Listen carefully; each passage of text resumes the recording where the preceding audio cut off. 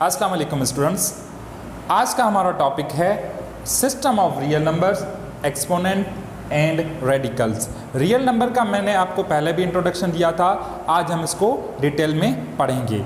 Real numbers क्या होते हैं पहले हम उसको समझते हैं। रियल नंबर्स वो होते हैं जो Q और Q डॉट की यूनियन हो। अब यहाँ पर आपके जहन में बात होगी कि Q और Q कॉम्प्लीमेंट या Q डॉट क्या होगा। अब मैं उसका आपको बता देता हूँ। Q यहाँ पर है रेशनल नंबर, रेशनल नंबर्स। और एक और भी बात आपको बताता चलूँ कि सारे जो भी नंबर्स होते हैं वो रेशनल नंबर्स होते हैं, जैसे 1 2 3 4 5 एंड सो ऑन। ये सारे नंबर्स क्या हैं? रेशनल नंबर्स हैं, ठीक है। उनको हम Q से भी डिनोट करते हैं, ठीक है। और यहाँ पर Q डॉट उसको कहते हैं जो कि इरेशनल हों। और यहाँ पर रेशनल नंबर मैंने आपको पहले समझाया था, जो P और Q के फॉर्म में लिखे जाएं, P और Q के फॉर्म में लिखे जाएं, उसको हम क्या कहते हैं? रेशनल नंबर्स कहते हैं। और Q डॉट का मतलब है इरेशनल नंबर,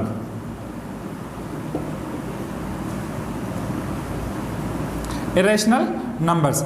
अब इरेशनल नंबर्स जो है वो रेशनल के बिल्कुल अपोजिट है। वो नंबर जो P और Q के फॉर्म में ना लिखे जाएं उसको हम क्या कहेंगे? Irrational numbers. इसका इंट्रोडक्शन मैंने आपको पहले भी वीडियो में दिया था। अगर आपको वो वीडियो देखनी है तो आप डिस्क्रिप्शन में उसमें उसका लिंक दे दूंगा, अब वहाँ से उसको देख लेना, ठीक है। अब P और Q के फॉर्म में तो हो, लेकिन यहाँ पर एक और भी कंडीशन आती है जो कि Q जो हो वो हमारा 0 के बराबर ना हो, क्योंकि Q जो हो वो अपॉन में, मतलब अगर आपका 2/0 आ गया तो it is not a rational number, ठीक है। अब यहाँ पर इरेशनल नंबर पर आते हैं। इरेशनल नंबर्स वो नंबर्स होते हैं जो P और Q के फॉर्म में ना लिखे जाएं। जैसे आपका पाई है, पाई आप जो है वो P/Q के फॉर्म में नहीं लिख सकते। आपका 2 रेडिकल्स है या रेडिकल्स में जो भी नंबर्स आ जाएंगे वो आप P और Q के फॉर्म में नहीं लिख सकते। इनकी यूनियन को कहा जाता है रियल नंबर्स, ठीक है। अब हम चलते हैं एक्सपोनेंट्स के पास, ठीक है। एक्सपोनेंट हमारा एक मेन टॉपिक है, एक्सपोनेंट, ठीक है।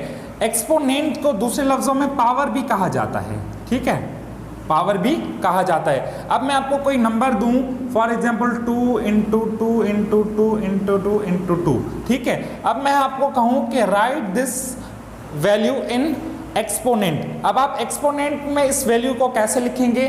पहले काउंट करें। याद रखें कि हर नंबर के ऊपर 1 पावर अवेलेबल होता है, और अगर आप दो नंबर्स की मल्टीप्लिकेशन करेंगे तो power will be added, power will be added.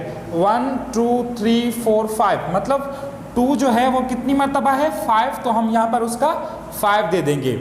अब 2 जो है इसको बेस भी कहा जाता है। क्या कहा जाता है? बेस। और इंडेक्स भी कहा जाता है इसको, ठीक है। क्या कहा जाता है? इंडेक्स, ठीक है। अब एक और एग्जांपल हम यहाँ पर लेते हैं, a × a × a × a × a × a, ठीक है। यहाँ पर a लेते जाते हैं, ठीक है। अब देखें, पहले आप काउंट करेंगे कि a कितने हैं? 1 2 3 4 5 6 7। तो आप क्या करेंगे? a⁻7 दे देंगे। मतलब यहाँ अगर मल्टीप्लिकेशन हो रही है बेस की तो पावर जो है वो आपस में ऐड हो रहे हैं, पावर आपस में ऐड हो रहे हैं। यहाँ पर आपको एक और भी बात समझाता जाऊं कि पावर रूल में अगर आप a⁻7 हो तो आप इसको हल कैसे करेंगे? देखें, जब आप डिवाइड में पावर लेते हैं, बेस आपका सेम होता है तो power will B minus. Base same है तो बेस हम एक मर्तबा लिखेंगे, 9 - 7, तो ये हो जाएगा a², ठीक है। यहाँ पर एक्सपोनेंट क्या होगा हमारा?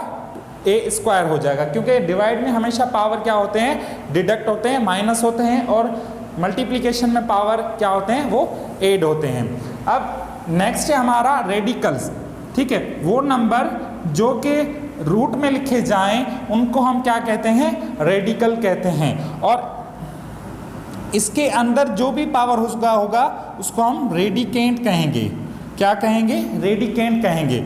और इसकी बाहर जो भी पावर होगा या इसका बाहर जो भी वैल्यू होगी उसको हम कहेंगे इंडेक्स, ठीक है। क्या कहेंगे हम? इंडेक्स। आई होप कि आज का टॉपिक आपको पसंद आया होगा, आपको समझ आया होगा। आप कमेंट्स में हमें बताएं कि आपको कौन कौन सी चीज़ें समझ में आ रही हैं और कौन कौन सी चीज़ें आपको समझ में नहीं आ रही। आप हमारी वीडियो लाइक करें, शेयर करें एंड कमेंट करें।